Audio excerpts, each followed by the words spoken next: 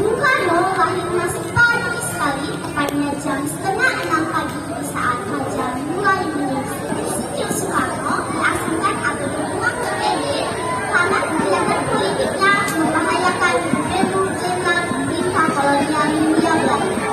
Ketika Insinyur Soekarno di tengah keterasingannya di bawah pohon suku sebagai salah satu tempat ia menggalang pemikiran tentang dasar negara. Selamat siang. Perkenalkan, nama saya Febronia Arta Ari, biasa disapa Arta. Saya duduk di bangku kelas 5 SD, SDK Santo Hermanto Pak Ukire, Kelurahan Pak Ukire, Kecamatan Ede Tengah. Pada hari ini saya akan membawakan sebuah cerita yang berjudul Bung Karno dan Pancasila. Bung Karno lahir pada tanggal 16 Juli tahun 1901, tepatnya di Surabaya, Jawa Timur, dari satu pasangan suami istri, yaitu Soe Heni Sustodiharjo dan ibunya Ayu Mamanggai. Bung Karno lahir masih pagi sekali, tepatnya jam 5:30 pagi di saat fajar mulai menyingsing. Beberapa sifat Bung Karno antara lain mandiri, tegas, berwibawa, dan karismatik. Bung Karno juga memiliki beberapa julukan, yaitu Bapak Proklamator, Presiden Republik Indonesia yang pertama, dan Putra Sang Fajar. Mengapa disebut sebagai Putra Sang Fajar?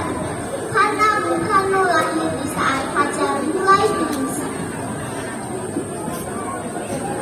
Bung Karno adalah seorang lulusan ITB yang gelarnya insinyur pada tanggal 25 Mei tahun 1926. Pengasingan Insinyur Soekarno diawali dengan pertemuan politik di rumah Muhammad Husni Tamrin di Jakarta pada tanggal 1 Agustus 1933. Insinyur Soekarno ditangkap oleh seorang komisaris polisi ketika ia keluar dari rumah Muhammad Husni Tamrin, lalu dipenjarakan selama 8 bulan tanpa proses pengadilan.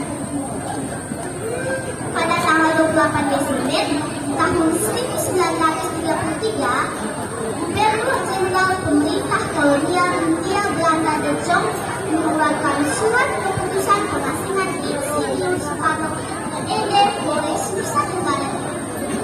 Insinyur Soekarno diasingkan atau dibuang ke Ede karena kegiatan politiknya membahayakan Gubernur Jenderal pemerintah kolonial Hindia Belanda.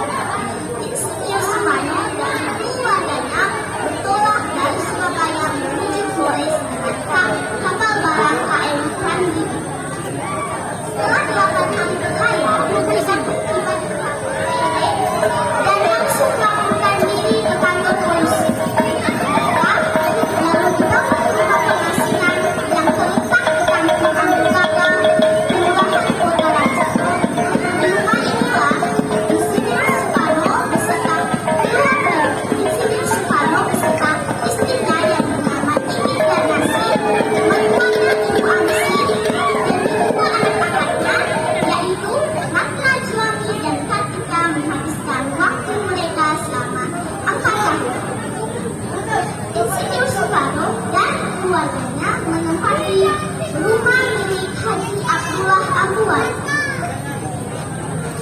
Dari tahun 1934 sampai tahun 1938, salah satu hal yang paling penting adalah ketika Insinyur Soekarno di tengah keterasingannya di bawah pohon suku sebagai salah satu tempat ia menggalang pemikiran tentang dasar negara yang kemudian dirumuskan oleh Panitia 9 menjadi Pancasila pada tahun 1945. Pada tanggal 18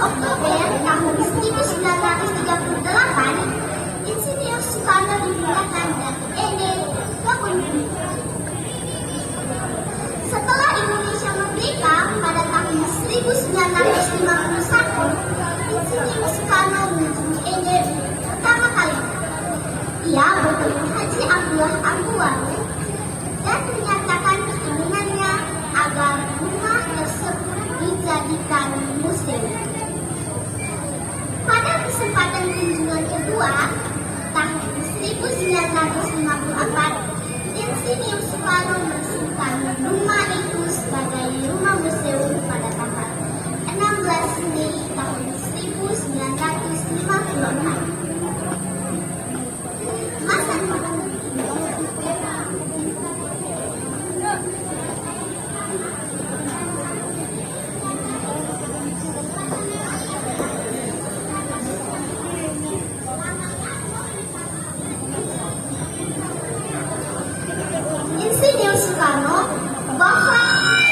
Insinyur Soekarno wafat pada tanggal 21 Juli tahun 1970 pada usia yang ke-69. Sekian dan terima kasih.